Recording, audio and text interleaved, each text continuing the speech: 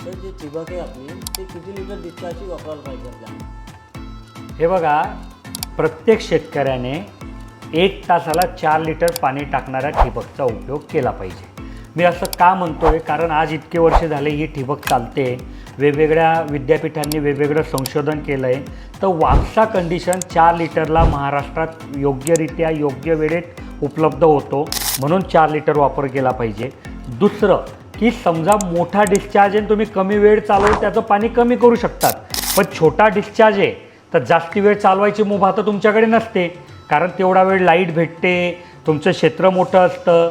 समजा 4 litre discharge घेतला आणि त्याला वाटतं शेतकऱ्याला की 2च लिटर पाण्याची गरज आहे, तर बाबा तू अर्धाच घंटा चालव, 2च लिटर कर. हा झाला एक विषय. सर्वात महत्त्वाचा विषय की आत्ता जे पाणी वापरलं जातं आहे शेतीसाठी, हे जमिनीच्या खालून उचललं जातं आहे. बोरिंग असो, विहीर असो, काही असो. तर त्याच्यामुळे काय होतं की तुमच्या जमिनीत जे खार आहे, जमिनीत जे क्षार आहे, ते पाण्यासोबत वर येतात आणि तुमची ठिबक टाईम टू टाईम चोकअप होते. तर 4 लिटर चोकअप झाली तर 2 वर्षांत 2 लिटर तर भेटेल. पण आजच 2 लिटर टाकून दिली तर 2 वर्षांत ती 1 होऊन जाईल. मग शेतकऱ्याची गरज कशी भागेल? म्हणून प्रत्येक शेतकऱ्याने तासाला 4 लिटर पाणी पडण्याची ठिबकचा उपयोग केला पाहिजे.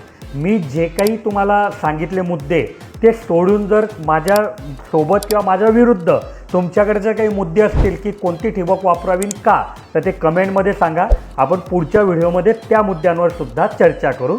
धन्यवाद.